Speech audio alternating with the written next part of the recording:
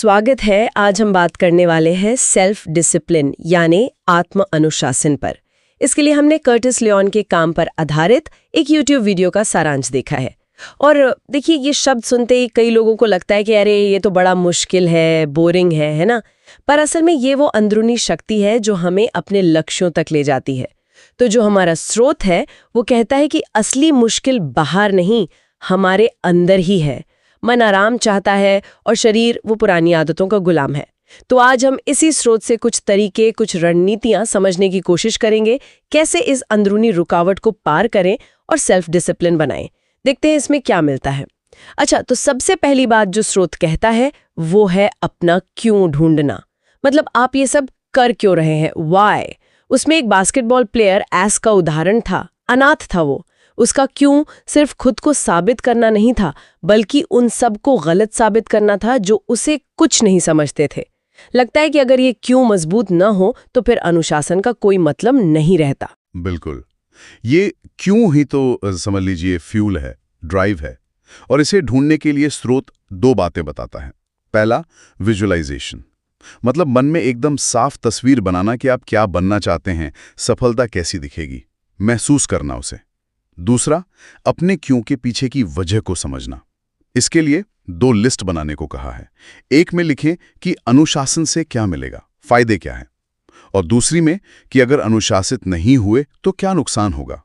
इससे असली मोटिवेशन पता चलता है कि वो इच्छा है या डर। हाँ, बिल्कुल। और स्रोत साफ कहता है कि भाई सेल्फ डिसिप्लिन का मूड या फीलिंग से कोई लेना देना है ही नहीं। ये बस वो करना है जो जरूरी है, चाहे मन हो या ना हो। स्रोत में चार्ल्स डुवेक की किताब द पावर ऑफ हैबिट का भी जिक्र है। वो बताते हैं कि आदतें कैसे दिमाग के एक हिस्से में, बेसल गैंग्लिया में, एकदम पक्की हो जाती हैं, मतलब ऑटोमेटिक। तो ये समझना जरूरी है कि आदत बदलना सिर्फ विल पावर का खेल नहीं है, ये दिमाग की वायरिंग बदलने जैसा है, और इसके लिए लगातार सचेत कोशिश चाहिए। लेकिन इस वायरिंग को बदलने के लिए स्रोत एक तरीका बताता है, मंत्र का इस्तेमाल। रोज खुद से पॉजिटिव बातें कहना, जैसे मुझे एक्सरसाइज करना पसंद है, भले ही शुरू में झूठ लगे। क्या ये काम करता है? कहीं ये सिर्फ खुद को बहलाना तो नहीं? अच्छा सवाल है। देखिए, स्रोत का तर्क ये है कि ये बहलाना नहीं है, बल्कि आप जानबूझकर अपने नेगेटिव विचारों को चैलेंज कर रहे हैं। बार बार दोहराने से आप धीरे धीरे अपने सबकॉन्शियस माइंड को, कह सकते हैं, रीप्रोग्राम करते हैं। जैसे विज्ञापन असर करते हैं ना हम पर, वैसे ही। और हाँ, इसे लिखकर रोज देखना भी वो इस असर को और पक्का करता है। ठीक है, तो क्यों मिल गया, बहानों को कैसे रोकना है ये समझा। अब आगे अब आता है एक प्रैक्टिकल एक्शन प्लान बनाना। स्रोत स्मार्ट गोल्स पर जोर देता है। स्पेसिफिक, मेजरेबल, अचीवेबल, रियलिस्टिक और टाइमली।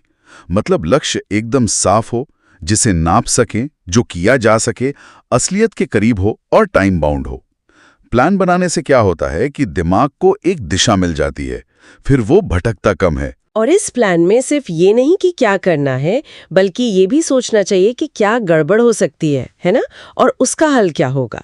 जैसे वो अलार्म घड़ी वाला उदाहरण था, सुबह उठना है तो अलार्म दूर रखो, और अपनी प्रोग्रेस को ट्रैक करना, देखते रहना कि कितना हुआ, कितना नहीं, और जरूरत पड़े तो प्लान बदलना, ये भी जरूरी है। बिल्कुल, प्लान बना लिया, इरादा पक्का कर लिया, पर असली इम्तिहान तो तब होता है जब सामने कोई टेम्पटेशन आ जाए, कोई मन ललचाने वाली चीज। तो इनसे कैसे निपटें? ये यात्रा आसान तो नहीं है। स्रोत इसके लिए कुछ तरीके बताता है। पहला तो है out of site, out of mind. जो चीज ध्यान भटकाती है उसे नजरों से दूर रखो। जैसे सिगरेट छोड़नी है तो पीने वालों से दूर रहें, या नेटफ्लिक्स कम देखना है तो शायद अनसब्सक्राइब कर दें। दूसरा, इमेजिन करें कि आप उस टेम्पटेशन को ना कह रहे हैं। अपने दिमाग में जीत की प्रैक्टिस करें। तीसरा, सोचें कि अभी जो मजा मिलेगा, जैसे चॉकलेट खाने का, उसका लॉन्ग टर्म असर क्या होगा आपकी हेल्थ पर या आपके गोल पर। मतलब instant gratification versus long term results. और चौथा, ध्यान भटकाना। जैसे ही वो इच्छा जागे, फौरन कुछ और करने लग जाओ। वॉक पर निकल जाओ, कोई बुक पढ़ लो, किसी दोस्त से बात कर लो। तो अगर हम सारी बात को समेटें, वो सेल्फ डिसिप्लिन के लिए मुख्य बातें हुई। एक मजबूत क्यों होना, बहानों को पहचानना और उन्हें हटाना, एक सॉलिड स्मार्ट एक्शन प्लान, और टेम्पटेशन से लड़ने की तैयारी। हाँ, और ये याद रखना बहुत जरूरी है कि ये कोई जादू नहीं है। लगातार कोशिश करनी पड़ेगी। फेल भी होंगे, गिरेंगे भी, वो सब प्रोसेस का हिस्सा है। जरूरी यह है कि हार मानकर बैठ न जाएं, फिर से उठें, फिर से कोशिश करें। असल में ये सब कुछ कंसिस्टेंसी का ही खेल है। तो स्रोत ने रास्ता तो दिखा दिया है, पर चलना तो हमें खुद ही पड़ेगा। बिल्कुल। और आखिर में एक सवाल सबके सोचने के लिए छोड़ जाते हैं। अपना क्यों याद रखते हुए वो सबसे पहला, सबसे छोटा कदम कौन सा है जो आज, अभी, इसी वक्त लिया जा सकता है, बिना किसी परफेक्ट प्लान या सही मूड का इंतजार किए?